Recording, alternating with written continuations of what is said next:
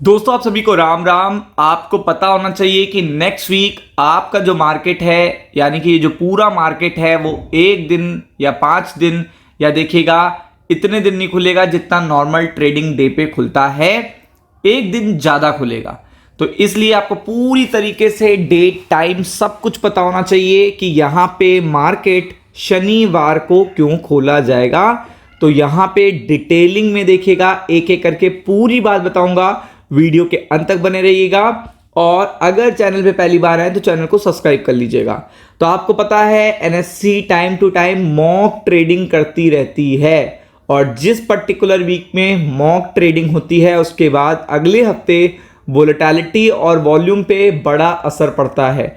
कौन कौन mock trading कर सकता है? शनिवार को देखिएगा, आपको पता है मॉक ट्रेडिंग होनी है और आपको ये भी पता है कि यहाँ पे स्पेशल सेशन ये कहा जाता है, यानी कि फ्राइडे तक तो मार्केट आपका खुलता है और लेकिन सैटरडे को जब मार्केट खुलता है तो उसे ही स्पेशल ट्रेडिंग सेशन कहते हैं। तो इस बार सैटरडे को मार्केट खुलेगा, डेट एंड टाइम मैं बता दूंगा कि डेट क्या रहेगी, टाइमिंग क्या रहेगी और ये चीज़ असर कैसे करती है, कौन ट्रेड कर सकता है, कौन ट्रेड नहीं कर सकता है। तो इसलिए वीडियो के अंत तक बने रहिएगा।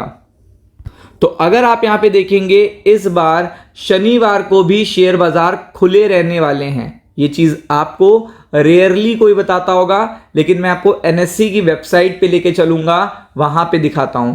ऐसे में जान लें, ये जरूरी है कि मार्केट में ट्रेडिंग कर पाएंगे कि नहीं कर पाएंगे, खुलने का वक्त क्या रहेगा और शनिवार को क्यों खुलेगा बाजार, ये जानना बहुत ज़्यादा ज़रूरी है, बहुत ही ज़्यादा।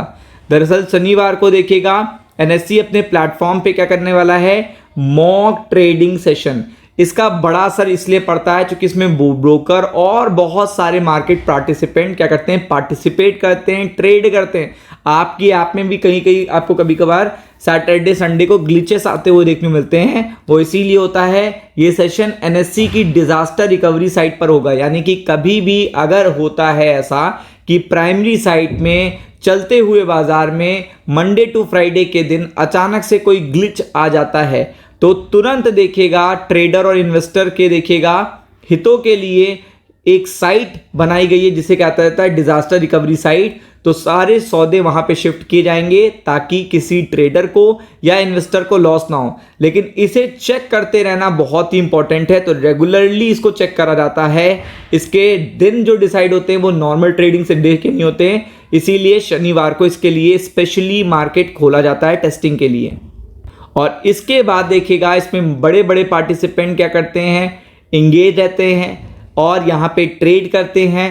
तो इसका सीधा असर क्या पड़ता है, अगले मंडे के वॉल्यूम पे, मंडे की वोलेटिलिटी पे। मतलब जितने बार भी लास्ट देखिएगा मॉक ट्रेडिंग सेशन हुए हैं तो उसके नेक्स्ट मंडे को वॉल्यूम पे और वोलेटिलिटी पे बड़ा असर पड़ता है, ये आपको ध्यान में रखना है। और ज़्यादातर मार्केट मॉक ट्रेडिंग सेशन के बाद अगले ट्रेडिंग सेशन में निगेटिव जाता है, ये चीज़ आपको ध्यान में रखनी है। और ये एक एक घंटे के सेशन होते हैं, ये भी आपको ध्यान में रखना है, एक एक घंटे के सेशन।